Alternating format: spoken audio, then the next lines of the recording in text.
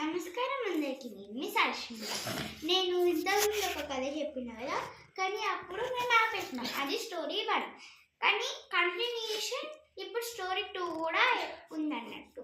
కానీ కంటిన్యూషన్ అయితే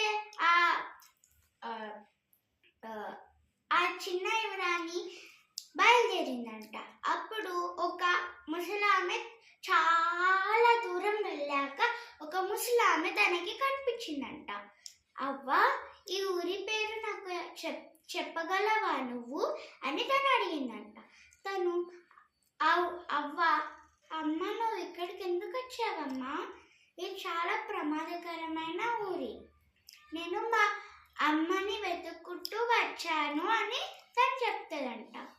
అయితే అవునా,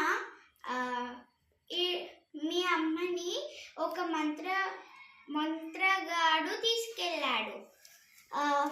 నేను మరి ఇప్పుడే మా అమ్మని వినిపించడానికి వెళ్తాను అని ఆమె చెప్పిందంట. కానీ అవ్వ, వద్దమ్మా, ఇప్పుడే కాదు, నా దగ్గర ఒక ఉపాయం ఉంది, నువ్వు ఇలా వెళ్తే నువ్వు వెళ్ళలేవు లోపలికి అని తనని యువరాణి నుంచి తను వేసుకునే బట్టలు తనకిచ్చింది. ఇప్పుడు తను ఆ అవ్వ మనమరాల్లాగా అయిపోయింది. సో ఆడున్న సైనికులు కళ్ళు కప్పి లోపలికి వెళ్ళింది. అప్పుడు వాళ్ళ అమ్మ దగ్గరికి వెళ్ళి అమ్మా అమ్మా అని అన్నదంట. అప్పుడు ఆమె వాళ్ళమ్మ, నువ్వు నా కూతురువే కదా, నువ్వు జ్యోతివే కదా అని అంటదంట. అప్పుడు అవును అమ్మా, కానీ నేను నిన్ను విడిపించాలనే వచ్చాను. ఎందుకు వచ్చావా? అప్పుడు వాళ్ళమ్మ, ఎందుకు వచ్చావమ్మా?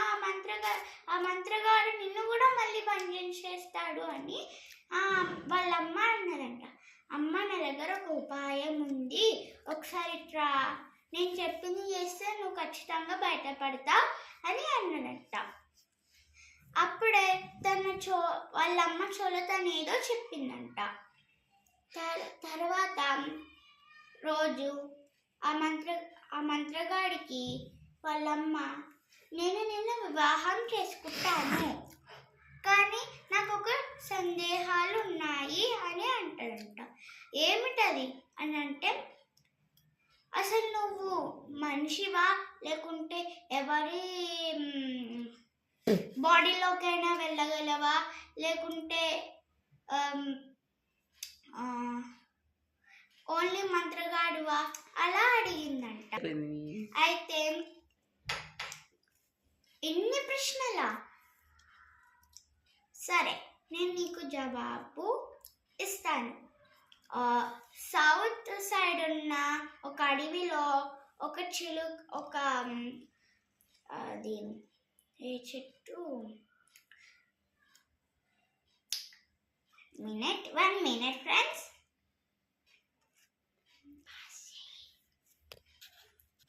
కొబ్బరి చెట్టు మీద ఉన్న ఒక చిలుకలో నా ప్రాణం ఉంటుంది అని అంటాడంట.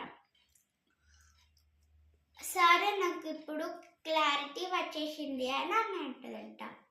సరే, మరి రేపే మన వివాహం అని వాడంటాడంట మాంత్రికుడు.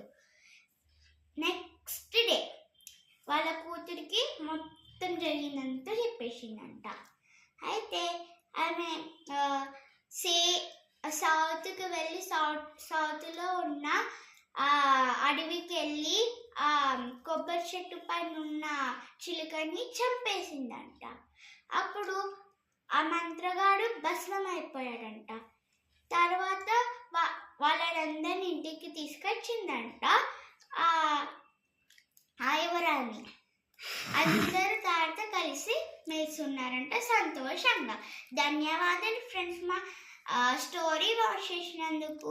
ప్లీజ్ లైక్, సబ్స్క్రైబ్, షేర్ చేసుకోండి మరి. Please, bye bye.